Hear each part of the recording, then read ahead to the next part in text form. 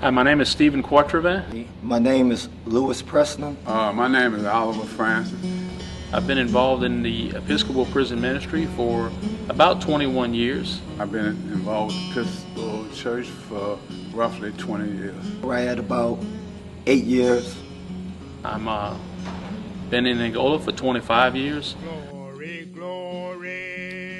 The Louisiana State Penitentiary at Angola currently houses over 6,000 inmates, making it one of the largest maximum security prisons in the country. A majority of the inmates at Angola have been sentenced to life. In Louisiana, that means without the possibility of parole, probation, or suspension of sentence. Barring any legislative changes, it is estimated that over 80% of the men incarcerated at Angola will die there. He looked at me and he said, "This is not a prison. This is a warehouse." He said, I'm being stored. That's what you do when you stock things in a warehouse. You store them. And I didn't attain what he was sharing with me at that moment. But the brunt of it came to me, what he was sharing with me. Prison being a warehouse. When you're sentenced there, you're sentenced to be stored. It's only by grace we out here. A limited and select few are granted clemency, a second chance at life in society. My name is Walter Mahogany. My name is George Ashante Witherspoon. I was sentenced to a life sentence by Judge Shooting Camp in 1980. I was arrested January 17, 1972. I entered Angola in the spring of 1974, and I made parole. Despite being sentenced to 75 years without the benefit of parole, I made parole 27 and a half years later on June 18, 1999. In 1988, I was released from Angola on a medical furlough, suffering with congested heart failure with prognosis I wouldn't live for a month. And once they found out I was working, they brought me back to Angola to serve the remainder of the rest of my life in Angola. By the grace of God, in 2006, I was brought on a risk review board, and the pardon board chairman cut my time to 40 years, and Governor Blanco signed my gold seal, my pardon for me. During the tenure of Warden Burl Cain, Angola's longest-serving warden, the atmosphere and culture inside the prison has significantly changed, in accordance with his philosophy of promoting personal responsibility and the principles of moral rehabilitation. Since he has been at Angola, Warden Cain has opened up the prison to outside volunteer groups in unprecedented ways. For the last 25 years, men and women from the Episcopal Church throughout the Diocese of Louisiana have been coming to Angola to visit men imprisoned there, to share in fellowship, worship God, and to receive and administer the holy sacraments. Charles de Gravel was one of the first. Charlie, he showered all us with love, And he's a great man of God. He's a loving man of God. And he's a true friend. He's a true friend. He's a beautiful individual. He's a very beautiful individual.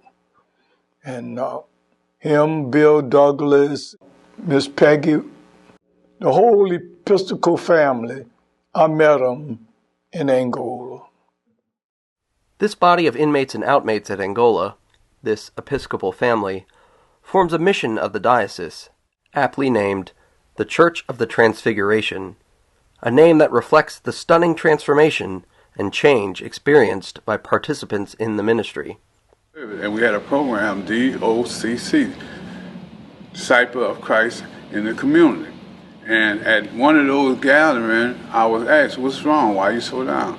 And I told them my mother was in the hospital, and I told them the dilemma that I had an option to either try and go to her bedside, or if it would occur, go attend her funeral.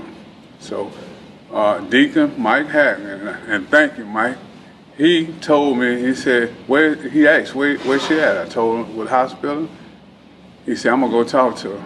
All right. And be frank, I thought he was just talking to me.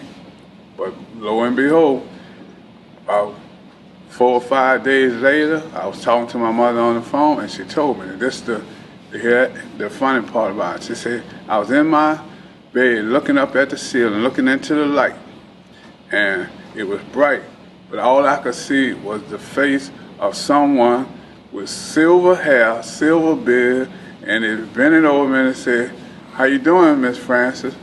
And my mother said, she asked him, am I in heaven?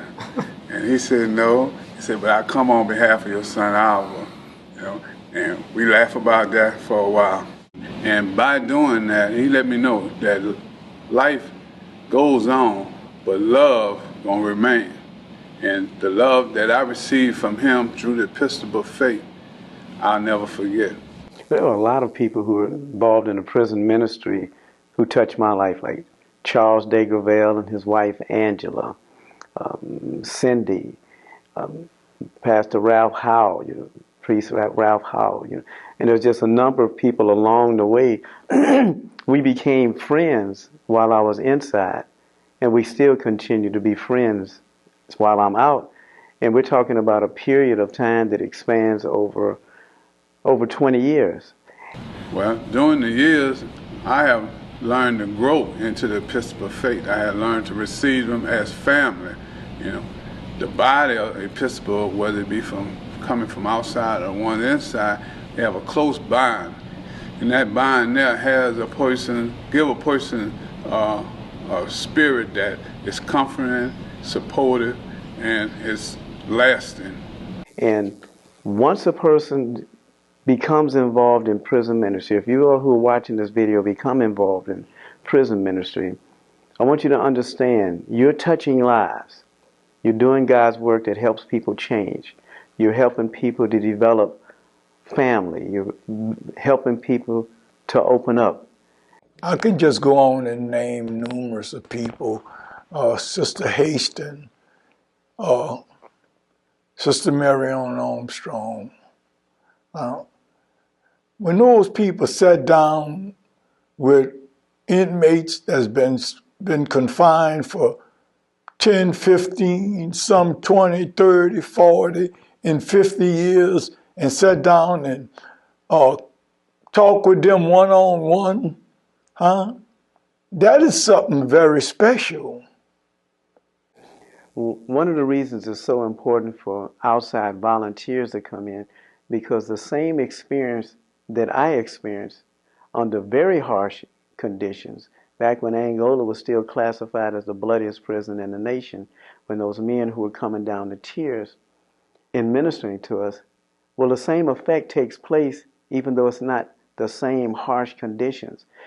It's the same Spirit of God that moves through the people who come in. It's because it takes courage to come into a prison and minister.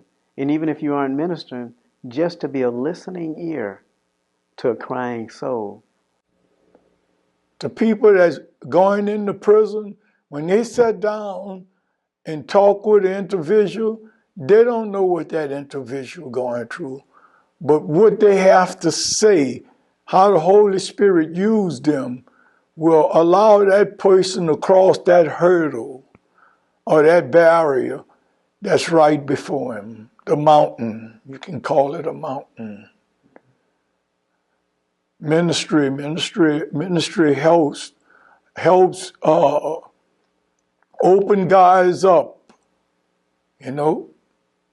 release a whole lot of forgiveness.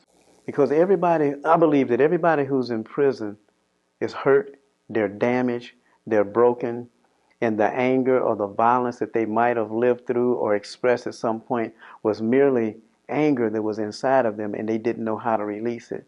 And when volunteers come in and be a part of this ministry, people look and they will say, wow, they care. When I first joined the church, that's what drew me to it, was the tremendous support that you feel from the people, the outmates as we call them. When so many people come from so many places and take time out of their lives, because Angola is not a short drive, it's a long drive for just about anybody. And to have people dedicated to the work that Christ is doing here, to drive that distance, some of them a couple of times a month for the DOCC classes and for the services and the advisory board members, it just gives you that sense that you belong to a much larger community. Well, my experience with God and serving and being attending the Episcopal services, it's like when you watch a good movie, you want to share it with your friends. It was a friend of mine. One evening we were out playing basketball, and he asked would I like to join him for fellowship. So went in, showered, got dressed, and went to church. It was a wonderful experience. The worship was genuine. We was able to express our heart to God, and pray, and the sermon, the message, everything was filling. I was confirmed in 2012. At first I was a bit nervous, but it was more as you could say like a homecoming. I was received by brothers and sisters of the church. It was great. When guys here feel that sense of community and family, that they're being supported by the church, it's not just you go to church, you get baptized, and you leave, but that the whole community takes part in the confirmations. Everyone in the church knows that the bishop, he's not around all the time. He's always doing some sort of work, for the church. So just to be able to meet the bishop, was an honor. When people from the outside come in and you're able to speak a word of love, you're able to listen to a broken heart, you're able to sit down and pray and allow the release of the Holy Spirit to do His job, because the Holy Spirit will do His job. All we have to do is just be the vessels. When people from the outside can come in and they can do that and then just kind of pave the way for the Holy Spirit to do His job, you can sit back and know that you have done the work that God has wanted you to do. And the important thing is you'll be able to see a miracle happen in many, many people's lives. I know where I'm at. I know who I am, and I am for God, and God is for me. And the Episcopal faith is where He's come through. I'm just thankful to have the Episcopal fellowship in my life. And I thank you for your service. Thank you for all that you have brought into the prison system. Ministry here is strong, and it's a praying community. And we're praying for the diocese and for all the churches of the diocese often.